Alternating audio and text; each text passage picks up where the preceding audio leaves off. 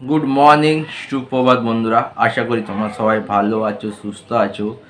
দেবদা বক্স অফিসে বড়দিনে এলে রেকর্ড হয়, রেকর্ড করতো, কিন্তু যদি মাসভাবে দেবদা বড়দিনের সময় বক্স অফিসে আসে তাহলে কী রেকর্ড হবে সেটা আমরা সবাই দেখতে পাচ্ছি।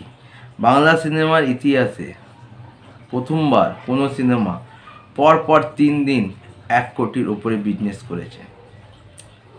খাদান প্রথম 2 দিন 1 কোটির ওপর তো বক্স অফিস থেকে কালেকশন করেছে, কিন্তু রবিবার আমি কালকে যখন সকালবেলা ভিডিও বানিয়েছিলাম তখন 9টা কি 10টার সময়, তখনই 70টা প্লাস শো অলমোস্ট ফুল ও 5টা মতো হাউসফুল ছিল।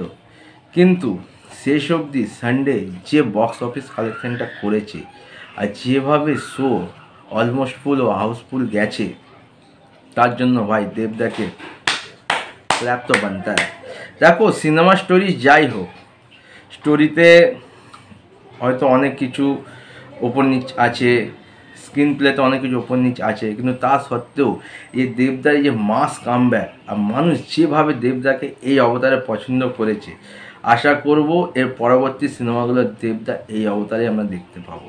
তো সানডে যে বক্স অফিস আমরা দেখছি, প্রায় 149টা শো অলমোস্ট হাউসফুল আর 49টা শো সোল্ড আউট, মানে প্রায় 200-র ওপরে সানডে অলমোস্ট ফুল ও হাউসফুল শো ছিল।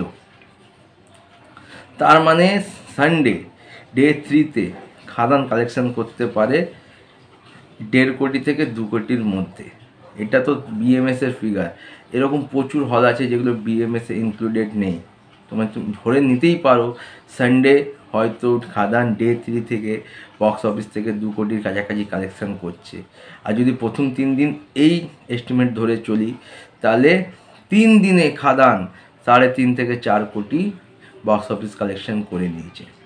আজকে সোমবার, মঙ্গলবার, বুধবার ক্রিসমাস, তারপর সানডে 31 জানুয়ারি, 1 জানুয়ারি।